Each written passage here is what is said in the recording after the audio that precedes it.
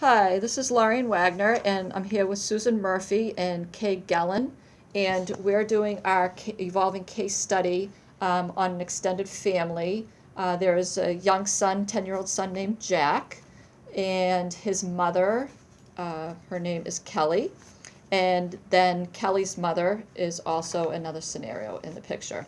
And our first scene is at the doctor's office when Kelly arrives for her appointment. Good morning, Kelly. My name's Dr. Raymond, and your midwife Shannon asked me to come and see you because she has some concerns. Oh, hi, Dr. Raymond. She did mention that you were had some things we needed to talk about. All right, so let me just see. I have your record here. A few things that are in your chart. You're 41, and this is your second baby. Yes, I have a 10-year-old son, but I'm not with his dad. This is actually my husband's first baby. Oh, well, he must be very excited. Oh, he really is. Unfortunately, he's a merchant marine, so he's been away for a few months. He should be home at the end of the month, well in time for the meeting the baby. And then he'll have time off until the end of July. Oh, that sounds great. You'll need extra help by then. So tell me, Kelly, how have you been feeling lately? I've been feeling okay. The pregnancy is definitely catching up with me. The girls at work are making fun of my cankles.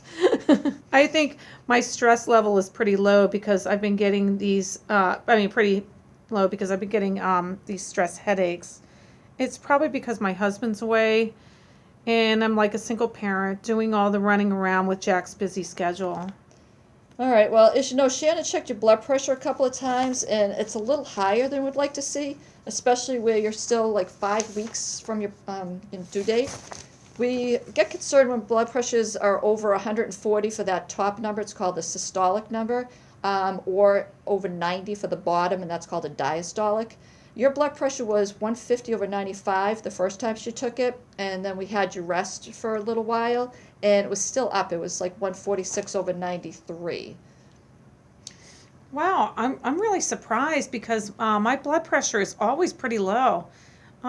It's probably the stress too. Yeah, it could be, but I'd really like to make sure we're not dealing with something a little bit more serious than that. Have you ever heard of something called gestational hypertension? I think my sister had that. I don't remember that well. It was like 15 years ago. All right, well, it's a condition unique to pregnancy. It generally disappears after the baby's born. However, during the pregnancy, we really need to monitor you pretty closely. I'd like to get some lab work.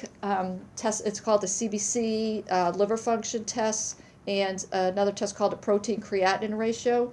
I know they don't mean a whole lot to you, but they do give us some good information about where you're at. I'm also going to order a non-stress test to check the baby. Is there a problem with my baby?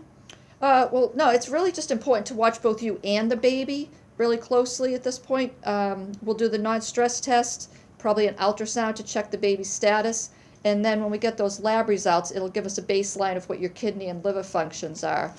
Right now, we consider your blood pressure to be kind of mildly elevated, but with still the 5 weeks, we just really want to take a few precautions.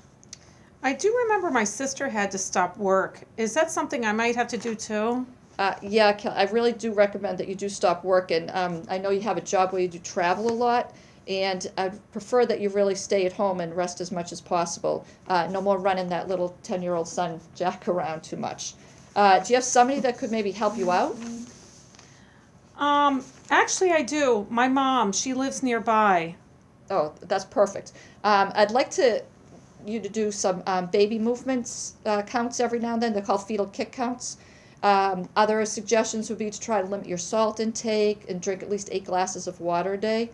We'll plan on seeing you here at the office weekly now, so a little bit more often than you used to, but we'll be checking your blood pressure, see how you and the baby are doing. I'm also going to order another test. It's called a 24-hour urine collection, and that gives us a good indication of how much protein is in the urine, and that's another test that really analyzes your kidneys.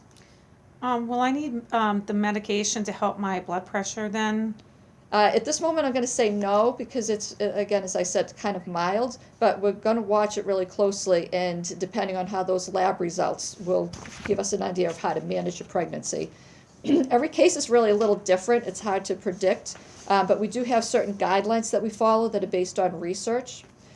What I want to do is if you start feeling any differently, you have changes with your vision, like people call it like floaters that they see, or if you notice swelling in your hands, feet, or face, or if you have persistent headaches that really don't go away, I want you to call us right away. I know, Kelly, it's a lot of information to kind of throw at you all at once. Do you understand what I said, or do you have any questions at all?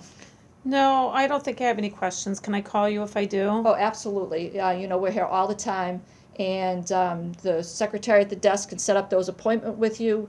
We'll do just 1 week after another, so it's not too much, and you just keep us informed of how you're doing.